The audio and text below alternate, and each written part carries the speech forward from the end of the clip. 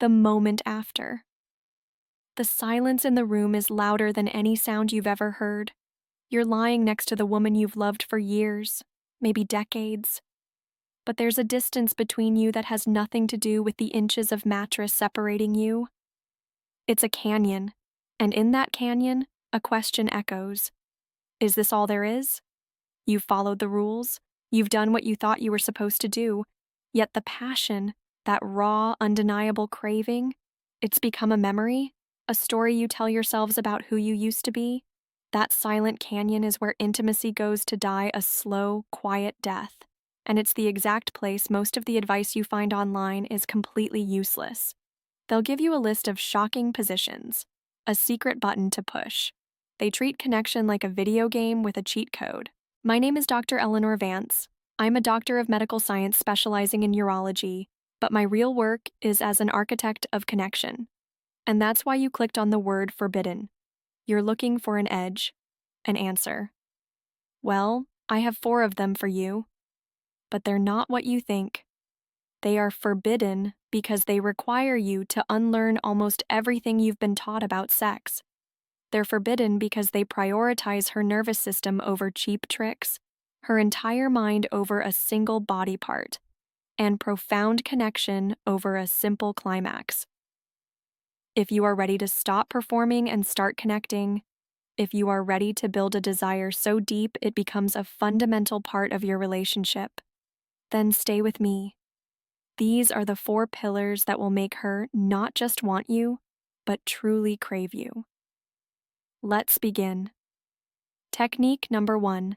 Become a bomb disposal expert. The single most powerful aphrodisiac on earth is not an oyster or a pill, it's safety. And the single greatest enemy of arousal is stress.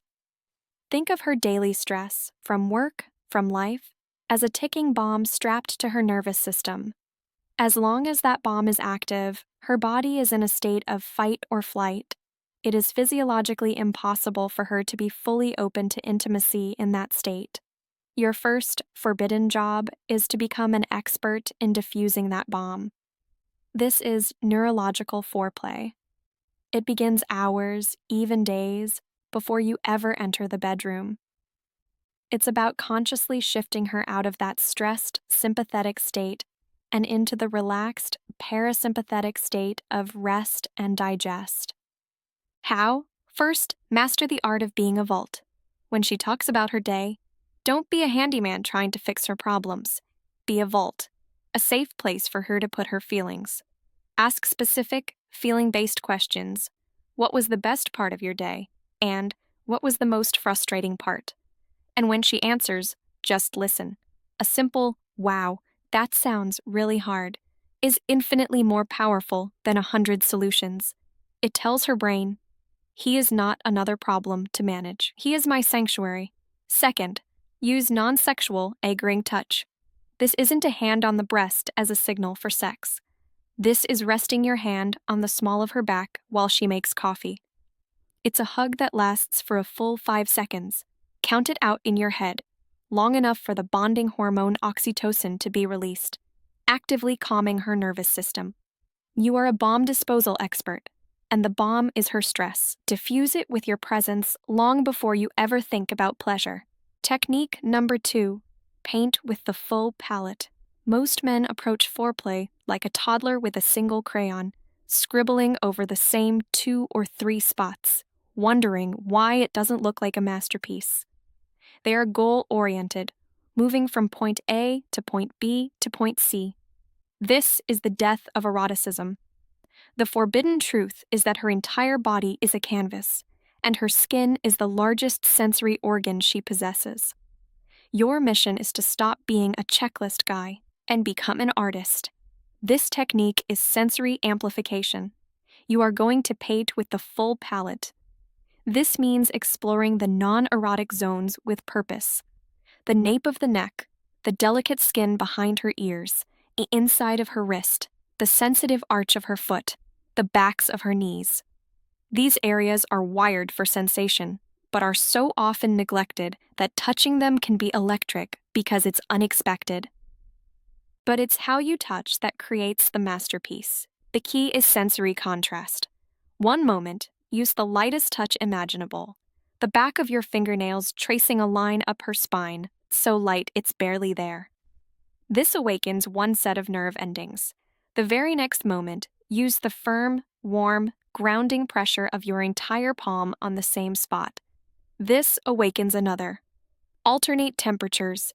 A warm kiss on her inner thigh, followed by gently blowing on the exact same spot, creates a confusing, thrilling, all-consuming tingle.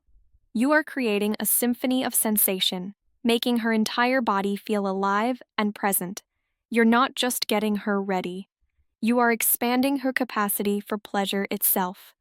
You're showing her that her body is a landscape to be explored, not a target to be hit. Technique number 3. Become a curious explorer, not a treasure hunter. This is where my world as a urologist comes in. You've heard of the G-spot, maybe the A-spot. The internet treats these like buried treasure, and men contort themselves into bizarre positions like frantic treasure hunters tearing up the floorboards, hoping to strike gold. This is clumsy. It turns a shared experience into a mission where she is just the location of the prize. Let's replace that with anatomical intelligence. This isn't about a magical position. It's about understanding the mechanics and then using them to start a conversation. The G-spot, or CUV complex, is on the front wall of the vagina. So, simple anatomical intelligence tells you that any position that creates pressure or friction on that wall is a good starting point. Here's a concrete tool: the pelvic tilt. When you're in the missionary position, simply placing a firm pillow under her hips tilts her pelvis upwards. This small change dramatically alters the angle of penetration, creating direct, consistent contact with this pleasure center. It is a simple adjustment that can yield profound results. But here is the forbidden part. You stop guessing. You become a curious explorer with a map, and she is both the map maker and the destination. You use your knowledge to ask better questions. Instead of, "Does that feel good?" Zrenia, which can feel like a test. You use collaborative language. "I'm fascinated by what you like. Could you guide my hand?" Or, "When I change the angle just like this, tell me what that feels like." While she's on top, you can say, "Show me the rhythm you love." This transforms the dynamic. You are no longer a performer trying to earn applause. You are a partner on a shared journey of discovery. Your anatomical knowledge gives you a place to start, but her feedback, her sounds, her breath, that is your true compass. Technique number 4. Cement the experience. For most men, the story ends at orgasm. The curtain falls, they roll over, and the connection is severed. This is the single most damaging mistake a man can make. Psychology has a concept called the peak end rule. It means we don't remember experiences based on the average of every moment, but on their peak and their end. For men, after orgasm, the hormone prolactin floods the brain, creating a powerful need for sleep and separation. For women, the bonding hormone oxytocin is still at its peak, creating a powerful need for closeness and reassurance. When you roll over, you are following your biology, but you are creating an emotional ending for her that says, "My pleasure was the goal. The goal is met. We are done." This fractures intimacy. The final, most powerful forbidden technique is to master the 4th act, refractory reconnection. You must consciously override your biology for 5 minutes for the sake of her heart. This is how you cement the experience. You do not roll over. You turn towards her. You pull her close. You tuck the blanket around her shoulders. You stay present in the silence. You use this moment to anchor the entire experience in love and security. Whisper something that has nothing to do with performance. Not, "Was that good for you?" but, "I feel so peaceful with you right now." Or, "I love being able to hold you like this." A kiss on the forehead. A hand stroking her hair. Getting her a glass of water. This small act of conscious connection in the moments after is what she will remember. It frames the entire sexual event as an act of profound intimacy, not just physical release. It tells her, unequivocally, you are not a means to an end. You are the entire point. This is the act that turns a fleeting moment of pleasure into a deep, abiding craving for the unique emotional and physical safety that only you provide. Let's be clear. These aren't dark arts or manipulative tricks. This is the science of human connection applied to intimacy. It's about diffusing her stress before you even think of pleasure. It's about worshiping her entire body, not just the usual parts. It's about being a curious, collaborative partner, not a clumsy performer.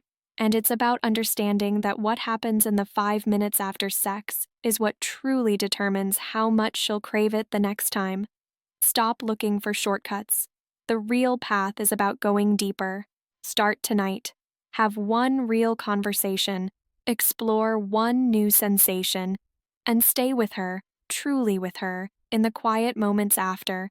Become her sanctuary. And watch as desire becomes the air you both breathe. Thank you for watching. Be well and be good to each other.